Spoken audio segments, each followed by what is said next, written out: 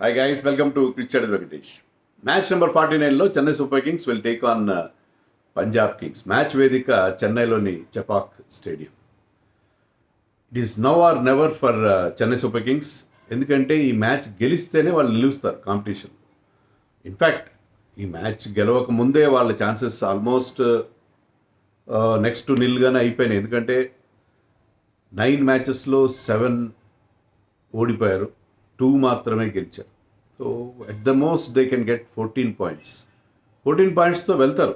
14 పాయింట్స్తో play ఆఫ్స్కి వెళ్ళడం అనేది చాలా సందర్భాలు చూస్తాం. వాళ్ళు నెట్ రన్ రేట్ కూడా బాగాలేదు. అంటే రిమైనింగ్ 7 మ్యాచెస్లో వాటిని గెలవడమే కాకుండా చాలా పెద్ద మార్జిన్తో గెలవాలి. అంటే ఒక బ్రహ్మాండమైన టర్న్ అరౌండ్ రావాలి వాళ్ళు. ఇప్పటివరకు ఆడుతున్న తీరుకి చాలా డిఫరెంట్గా ఆడాలి. ఆడితేనే అది పాసిబుల్ అవుతుంది. బట్ దానికి ఇక్కడ వాళ్ళకి ఒక ప్రయత్నం చేయొచ్చు, ఆనెస్ట్ ప్రయత్నం చేయొచ్చు. ఎందుకంటే టీంలో కాస్త జోష్ తీసుకొచ్చారు, యంగ్స్టర్స్ని ఇంజెక్ట్ చేశారు. తర్వాత డెవల్ బ్రవిస్ లాంటి వాళ్ళని తీసుకొచ్చారు. ఆయుష్ మాత్రే బాగా ఆడుతున్నాడు. Shaik Rasheed has come.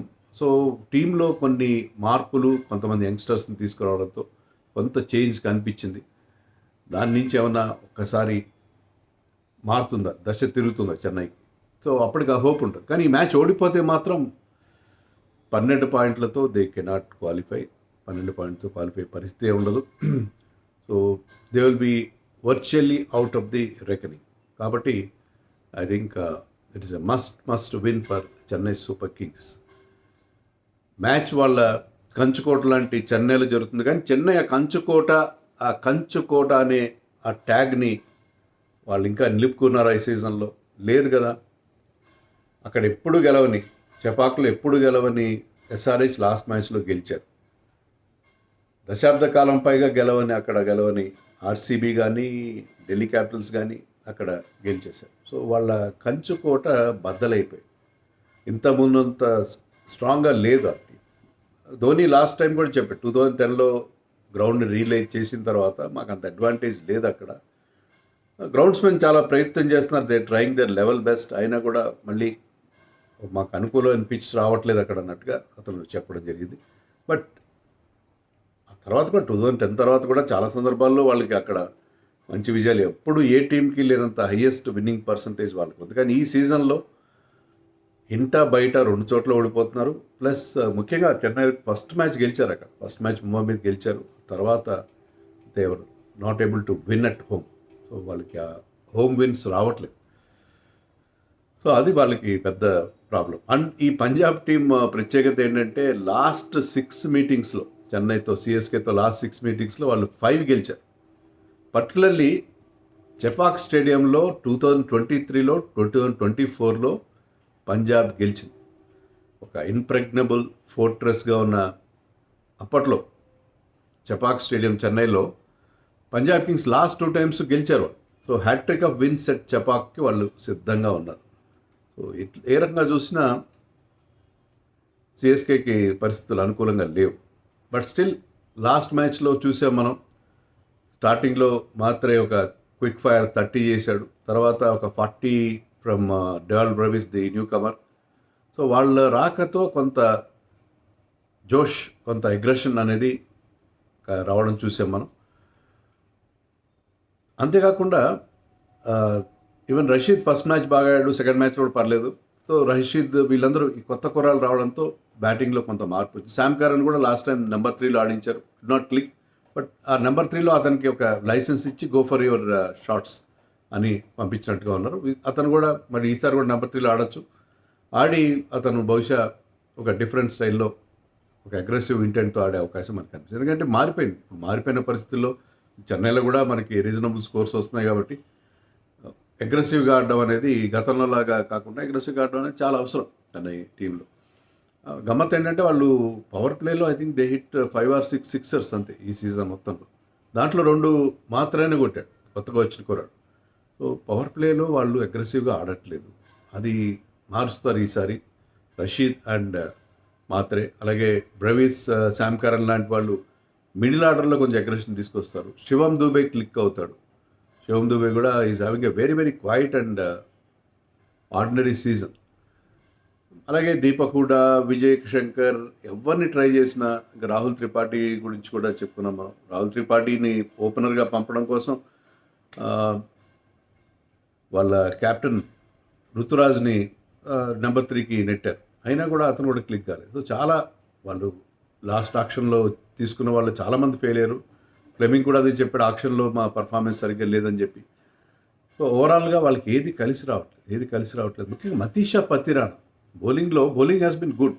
Khaleel power ప్లేలో అందరికంటే ఎక్కువ వికెట్లు ఇచ్చిన బౌలర్గా చాలా మంచి బ్రేక్ త్రూస్ ఇస్తున్నాడు పవర్ ప్లేలో. Noor Ahmad is still in contention for purple cap. గత 2-3 మ్యాచ్లు కొంచెం అతని గ్రాఫ్ కూడా డౌన్ అయింది, but still is in 3rd place in purple cap రేస్లో. మంచి వికెట్లు తీస్తున్నాడు నూర్ అహ్మద్. బట్ పతిరానా ఫామ్ ఈసారి చాలా వరీయింగ్ ఫ్యాక్టర్. ఎందుకంటే అతను మిడిల్ ఓవర్స్లో వికెట్లు తీయట్లేదు. ధోని అతన్ని కనీసం పవర్ ప్లేలో ఒక్క ఓవర్ కూడా ఇవ్వడు. పవర్ ప్లే ఏంటి, ఆల్మోస్ట్ 10 ఓవర్స్ తర్వాత అతన్ని పిక్చర్లోకి తీసుకొస్తాడు. లాస్ట్లో ఆ డెత్ బౌలింగ్ వేయిస్తాడు. కానీ అతను ఐ థింక్ 7 మ్యాచ్లో 7 వికెట్లు మాత్రమే తీశాడు. And economy is more than 10. Course ఆ డిఫికల్ట్ ఓవర్స్ వేసినప్పుడు రన్స్ ఇవ్వడం అనేది, కానీ ఓవరాల్గా గతంలో ఉన్నంత ఎఫెక్టివ్గా లేడు అతను. ఈ సీజన్లో డెఫినెట్గా గతంలో ఉన్నంత ఎఫెక్టివ్గా లేడు. మిడిల్ ఓవర్స్లో అస్సలు వికెట్లు తీయట్లేదు. వచ్చిన వికెట్లన్నీ కూడా డెత్లోనే వచ్చినాయి. సో అతని పర్ఫార్మెన్స్ కూడా వాళ్ళని ఇబ్బంది పెడుతుంది. అలాగే అశ్విన్ ఫెయిల్యూర్, జడేజా కొన్ని మ్యాచ్లోనే బెటర్గా బౌలింగ్ వేయడం మనం చూసాం. సో వాళ్ళ బౌలింగ్లో కూడా ఖలీల్ అండ్ నూర్ అహ్మద్ మినహాయిస్తే ఎవరు కూడా పెద్దగా పర్ఫామ్ చేయట్లేదు. సో వాళ్ళకి బోల్డ్ అన్ని సమస్యల సుడిగుండంలో ఉన్నారు వాళ్ళు. But they have to come out. ఈ మ్యాచ్లో వాళ్ళకి మంచి అవకాశం హోమ్లో. అండ్ పంజాబ్ కింగ్స్ సంగతి ఏంటి? పంజాబ్ కింగ్స్ కూడా ప్రాబ్లమ్స్ ఉన్నాయి. ఓపెనర్స్ ఇద్దరు బ్రహ్మాండంగా ఆడుతున్నారు. రియాన్ షారే కానీ ప్రభ్సిమ్రన్ సింగ్. లాస్ట్ మ్యాచ్లో కేకేఆర్తో ఈడెన్ గార్డెన్స్లో స్లో పిచ్ మీద కూడా వాళ్ళు చాలా చాలా కేర్ఫుల్గా ఆడారు. బట్ రైట్ షార్ట్ సెలెక్షన్తో they stitched a very good partnership. So వాళ్ళిద్దరూ చాలా మంచి ఫామ్లో ఉన్నారు. Shreyas Iyer is also in great form. Nehal Wadhera is also doing well. కానీ ప్రాబ్లం ఎక్కడ వస్తుందంటే ఆ 3 ఆస్ట్రేలియన్ ప్లేయర్స్, జోష్ ఇంగ్లీష్ కానీ, మ్యాక్స్వెల్ కానీ, స్టాయినస్ కానీ అందరూ ఫెయిల్ అవుతున్నారు. వాళ్ళకి అక్కడ ఆ ప్రాబ్లం. బౌలింగ్లో కూడా మార్క్ యాన్సన్ ఒక మ్యాచ్లో బాగా వేస్తారు, ఒక మ్యాచ్లో అడ్డరిగా ఉంటుంది. Arshdeep Singh of late has been doing well. But ఓవరాల్గా వాళ్ళ బౌలింగ్ కూడా చహల్ కూడా ఫామ్లోకి వచ్చాడు. చహల్కి మంచి రికార్డు ఉంది. ధోనీని 3 సార్లు అవుట్ చేసిన రికార్డు ఉంది. రవీంద్ర జడేజాని 2 సార్లు అవుట్ చేసిన రికార్డు ఉంది. అండ్ జడేజాని Jadeja strike rate against Chahal చాలా తక్కువ. బట్ చహల్, హర్షదీప్ మినహాయిస్తే వాళ్ళ బౌలింగ్లో అంత పసా మనకు కనపడలేదు. మ్యాక్స్వెల్ లాంటి వాళ్ళతో వాళ్ళు, హర్ప్రీత్ బ్రార్ లాంటి స్పిన్నర్స్ ఉన్నారు వాళ్ళకి. సో అది పరిస్థితి. వాళ్ళకు కూడా కొన్ని ప్రాబ్లమ్స్ ఉన్నాయి. వాళ్ళకు కూడా మొదట్లో ఉన్నంత ఇంప్రెసివ్గా వాళ్ళు కూడా అనిపించట్లేదు. But still they have a very good batting lineup. మరి చెన్నైలోనే స్లో వికెట్ మీద వాళ్ళ బిగ్ హీటర్స్ ఎలా ఆడతారు అనేది అది కూడా క్వశ్చన్ మార్క్గా ఉంటుంది. సో టీంలో ఏమైనా మార్పులు ఉంటాయా? చెన్నై టీంలో వంశ్ బేడీని ఏమైనా తీసుకొస్తారా? వంశ్ బేడీని ఎవరి ప్లేస్లో అయినా ఆడిస్తారా అనేది చూడాలి. కానీ వంశ్ బేడీని దీపక్ కూడా ప్లేస్లో ఆడిస్తే అతను కూడా ఒక యంగ్స్టర్ని టెస్ట్ చేసినట్టుగా ఉంటుంది. అలాగే అశ్విన్ ఏమైనా వస్తాడా? స్పిన్కి అనుకూలంగా ఉందనుకుంటే అన్షుల్ కాంపోజ్ ప్లేస్లో అశ్విన్ వచ్చే అవకాశం. సో చెన్నైలో 2 మార్పులు మనం ఎక్స్పెక్ట్ చేయొచ్చు. పంజాబ్లో ఎలాంటి మార్పులు అయితే ఉండకపోవచ్చు అనుకుంటున్నాను నేను. మ్యాక్స్వెల్ విల్ ప్లే బికాజ్ ఎందుకంటే లెఫ్ట్ హ్యాండర్స్ చాలామంది ఉన్నారు కాబట్టి ఒక ఆఫ్ స్పిన్నర్ కావాలి. సో మ్యాక్స్వెల్ అండ్ ఇంగ్లీష్ ఉంటారు. Stoinis has to SIT out అని మనం ఎక్స్పెక్ట్ చేయొచ్చు. సో అలాగే హర్ప్రీత్ బ్రార్ కూడా కంటిన్యూ అవుతారు టీంలో.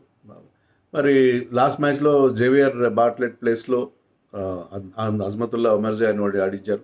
మరి అతను ఆడిస్తే ఏంటంటే మీకు వాళ్ళ బ్యాటింగ్లో నెంబర్ 9 దాకా చాలా డెప్త్ వస్తుంది బ్యాటింగ్లో. లేదు Bartlett is a better bowler అనుకుంటే బాట్లెట్ని ఆడిస్తారు. సో వాళ్ళిద్దరిలో ఒకరిని చూజ్ చేసుకునే అవకాశం ఉంది. సో అవి మార్పులు. పిచ్ ఎలా ఉంటుంది? చెన్నైలో pitch black soil pitch, slow and low ఉంటుంది. స్పిన్నర్స్కి అనుకూలించే అవకాశాలు ఎక్కువ. Definitely spinners will have a better say. మరీ అంత తక్కువ స్కోర్ కాకపోయినా 160, 170 ఆ రేంజ్లో, 170, 180 దాకా వచ్చే అవకాశం ఉంది. టాస్ చాలా క్రూషియల్ రోల్ ప్లే చేస్తుంది. డ్యూ ఫ్యాక్టర్ ఉంది. లాస్ట్ మ్యాచ్లో డ్యూ ఉంది. అయితే కొంచెం ఓవర్కాస్ట్గా ఉంది అని అంటున్నారు. ఓవర్కాస్ట్ కండిషన్స్ ఉన్నప్పుడు కొంచెం డ్యూ తక్కువగా ఉండే అవకాశం ఉంది. బట్ డెఫినెట్లీ చేజింగ్ అనేది ఏ టీం అయినా చేసే అవకాశం, టాస్ గెలిచిన టీం చేజింగ్ ప్రిఫర్ చేసే అవకాశం మనకు అనిపిస్తుంది. So that is a scenario. Punjab Kings will definitely start as favourites Chennai ఇప్పుడున్న పరిస్థితుల్లో. చెన్నై ఏంటంటే ఇప్పుడు వాళ్ళకి almost nothing to lose situation. దాంట్లో కొత్త కుర్రాళ్ళు ఏమన్నా లైఫ్ ఇంజెక్ట్ చేస్తారా, హోమ్ మాకు ఇంకా కంచుకోవటాన్ని ప్రూవ్ చేస్తారా? Let us wait and see.